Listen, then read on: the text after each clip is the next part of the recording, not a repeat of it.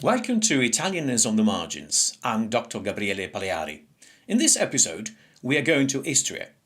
If Gaul has the village of Asterix, in Slovenia, there is a school that had to first resist, if not against the Romans, at least against the bullies, in order to exist. This way, the school that was not supposed to exist contributed to revising history. At school, they teach that history is written by the powerful, who impose themselves on the humble. But young and old know that, in a well-known comic strip, the inhabitants of a small village in Gaul keep the Roman conquerors at bay. If not quite like in Asterix, in a tiny village in present-day Slovenia, a stone's throw from the Italian border, the decisions of the powerful did not make history.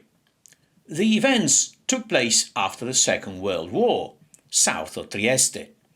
If there were no Romans and Gauls to contend for a piece of land, there was Tito's Yugoslavia and the Allies. Actually, the Romans had built a few cities there. Then came the Venetians, the Austrians, and after the First World War, the area came under Italy.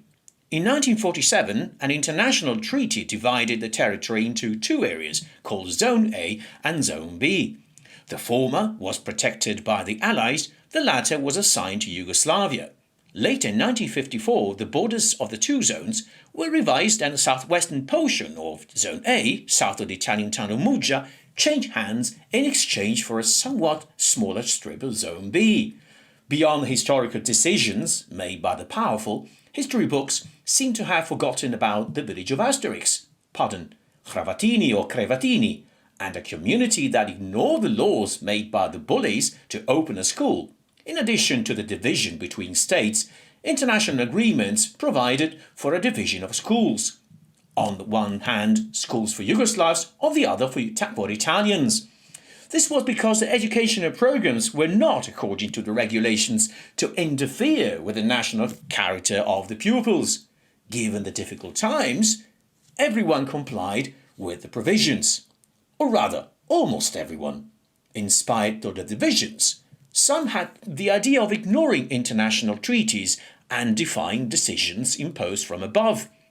The treaties had established a clear list of schools, but in the small village of San Colombano, which later lost its sanctity more at the behest of the communist authorities than the impiety of its inhabitants, someone thought it best to open not a school, but a room in a Slovenian school for Italian pupils.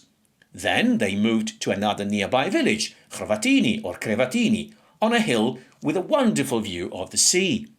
The fact is that, more than for the beautiful view, international law continued to be broken to ensure the preservation of indigenous Italian cultures in a portion of the territory of present-day Slovenia. There were few children and, at a certain point, there were only two pupils, including the teacher's daughter. After years of hardship, in which the building that housed the school was sold off to buy toilet paper for the surrounding schools, in 1994, the school that was not supposed to exist slowly began to attract children. With the advent of the new millennium, the school that was not supposed to exist had become the lifeblood of the Italian community in Crevatini. Perhaps due to the Bora wind blowing over the Gulf of Trieste, the school's fame crossed the border. At the turn of the millennium, despite the border between Italy and Slovenia, in the Italian town of Muggia, south of Trieste, some parents tried to send their children to the school designed for the Italian minority in Slovenia. The experiment worked, and the school, which had been set up to keep the Italian community of Crevatini or Crevatini alive in 2003, even before Slovenia joined the European Union, began welcoming children from Italy. And in less than 20 years, the reputation of the school that was not supposed to exist has contributed to the success of a community that has never given up. And if the lives and fortunes of the teachers and children did not go exactly the way of the Asterix stories, the magic potion, or rather the iron will of a small but determined community, proves that history is not only written by the powerful, but also by the humble. That's it. I hope you have enjoyed watching this video.